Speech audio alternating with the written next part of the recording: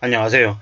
규제 완화 때문에 금리가 올라도 4달째 주담대가 늘고 있답니다. 사실상 지금 마지막 연끌하는 이들이 지금 걸려들고 있는 건데요.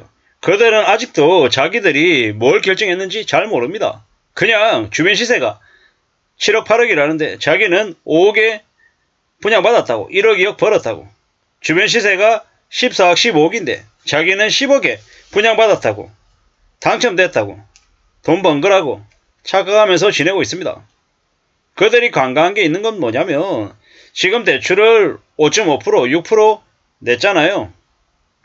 뭐 3억을 빌렸어요. 5억을 빌렸어요. 7억을 빌렸어요.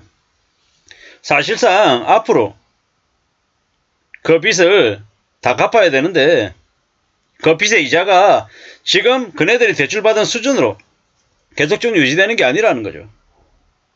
앞으로 1년, 2년, 3년, 4년 미친듯이 금리가 폭등할 것이고, 또 감정 가격이 내려가면 그 감정 가격에 준하는 대출 금액도 줄어들기 때문에 추가 상한 요구를 받게 된다는 거죠.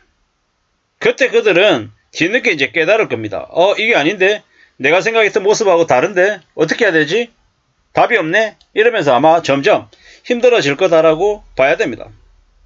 결국 그네들의 결말은 정해져 있다는 겁니다. 평생 동안 미친듯이 빚만 갚으면서 호덕이며 살아야 된다는 겁니다. 아예 나는 대출을 적게 받아서 괜찮아. 여기 주변 시세는 안 떨어져. 탄탄해. 이런 착각, 이런 것들 무너지는 데 있어서 금방입니다. 우리가 빚을 내면 빚을 안 갚고 남에게 떠넘기겠다라는 심보가 계속 있었습니다. 유튜브도 그렇게 얘기하고 전문가들도 그렇게 얘기하고 선점을 해야 된다. 종잣돈 빨리 마련해가지고 그 종잣돈으로 빨리 투자해야 된다. 현금을 계속 놔두면 안 된다. 자산으로 바꿔놔야 된다. 이런 조급함을 계속 부추겼습니다. 그들은 철저히 있잖아요. 영업하는 맨들입니다. 자기들의 물건을 팔아서 자기들의 수수료를 챙기고 돈 버는 사람들이라는 거죠. 참 아이러니한 게 뭐냐면 영업하는 사람들은 자기 마진이 좋은 상품을 팔지 고객에게 좋은 상품을 파는 게 아닙니다. 그게 현실입니다. 근데 그걸 자꾸 잊어버리고 자기한테 좋은 상품을 권한다고 착각을 하는 거죠. 가만히 있는데 와가지고 이 상품 괜찮다고 자꾸 얘기하면서 권하면 그 상품이 좋은 상품입니까? 안 좋은 상품입니까? 안 좋은 상품입니다. 좋은 상품은요, 그런 영업활동 하지 않아도 내가 알아서 찾아서 알아서 사는 상품들, 그게 좋은 상품이죠. 내가 말이 적은데 상대방이 말이 많다. 그건 상대방이 을의 위치에 있다라는 거. 나한테 뭔가를 요구해서 자기가 생각하는 바를 실현시켜야 될 때 말을 많이 합니다. 말을 적게 하는 사람은요, 신중하게 판단해야 되는 거죠. 왜? 요즘 세상에는 말을 많이 하는 사람들, 그 가만히설에 많이 넘어가서 덜컥 도장을 찍는 사람들이 많기 때문이죠. 친근하게 대하고 활달하고 적극적이고 긍정적으로 얘기하고 밝고 이런 사람들에게서 잘 이제 넘어갑니다. 잘 당합니다. 사기꾼이 아니라 하더라도 영업맨들한테 잘 넘어가죠. 이거 오늘 하면은 10% 싸게 해드린다고.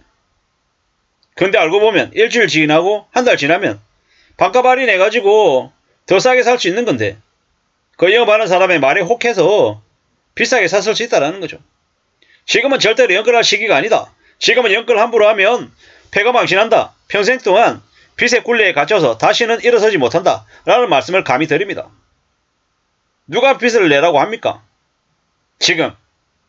물론 빚을 절대로 내지 말아야 한다.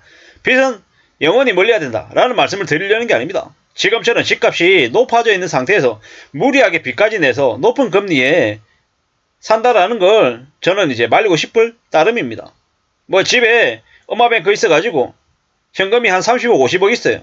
근데 5억짜리 집을 8억짜리 집을 지금 좀 비싸긴 한데 그냥 산다. 실거주용으로. 괜찮습니다. 나쁘지 않습니다. 근데 보통의 경우에는 보면 집에 돈도 별로 없어요.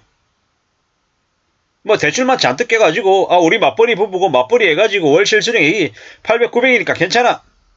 이러면서 있잖아요. 대출 얼마씩 내는 줄 아십니까? 7억, 9억, 10억을 내요. 에이, 설마 그렇게 안 낸다라고 얘기하잖아요. 저도 그렇게 안 내는 줄 알았어요.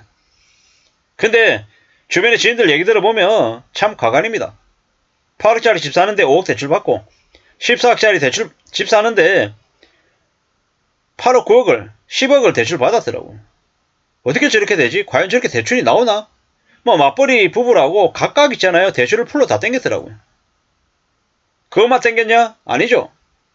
주택담보대출은 당연히 받고요. 그 다음에 마이너스 대출도 받고 뭐 자기가 들고 있는 보험 약관 대출 받고 예금, 통장, 그 담보대출도 받고 그게 영끌이더라고요. 영까지 끌어모은 거더라고요. 땡길 수 있는 돈은 전부 다 땡겨서 때려 넣은 거더라고요. 그러고 난 다음에 이자만 내면 돼. 원금을 안 갚으면 돼. 이런 심리로 뭐 거치해가지고 대출 받은 사람도 많았고요. 이제는 이제 그렇게 거치가 안 되죠. 참 이래저래 혼란한 세상을 살아가고 있는 사람들이 많더라는 겁니다. 그러다가 나중에 한참 지난 다음에 깨닫고 나면 어떻게 될 거예요? 이제 바보 되는 거죠. 바보. 사는 게 그저 자기 생각대로 자기 뜻대로 바람대로 뭐가 착착착 이루어지면 좋을 것 같은데 그렇지 않더라는 겁니다. 그렇게 수월하게 그렇게 쉽게 뭐 이루어지는 거 없다라는 거죠. 절대로 사는 거 쉽지 않습니다. 너무 쉽게 생각하고 너무 함부로 욕심 부렸다가는 인생이 언제 어떻게 쓸려 나갈지 모릅니다. 지금요 상황이 매우 안 좋아요. 무역수지가 6월달에 잠깐 플러스 되었고 그 다음에 전부 다 적자잖아요. 지금 16개월째 마이너스예요. 1997년 IMF 이후 무역수지 적자가 이렇게 심한 적이 없었죠. 근데 앞으로 나아질 기미 보입니까? 안 보입니다. 정부에서는 상저하고라고 얘기했지만 상저하저입니다.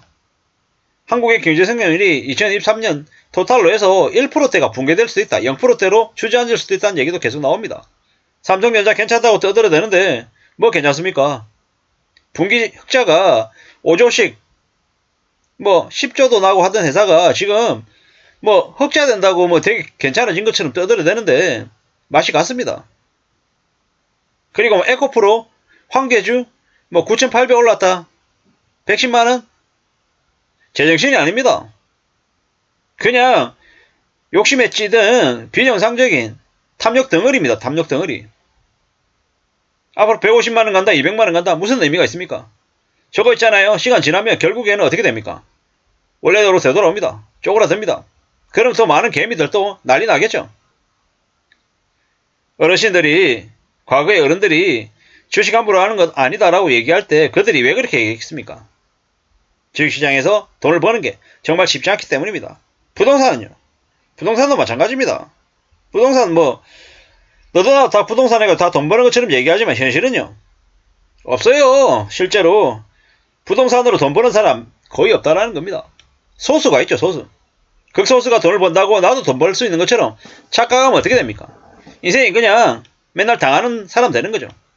이번에 저렇게 금리가 올랐는데도 주담대 받아가지고 무리하게 집을 사는 사람들이 다 그 꼴입니다. 사는 건 쉽지 않습니다. 함부로 빚내서 무리하게 잘 모르는데 뛰어드는 것만큼 어리석은 짓이 없다. 지금은 절대로 집을 살 시기가 아니다. 라고 감히 말씀드립니다. 집 살려면 최소한 3, 4년 지난 다음에 살펴봐도 늦지 않다라고 다시 한 번 더 말씀드리면서 마칠까 합니다. 감사합니다.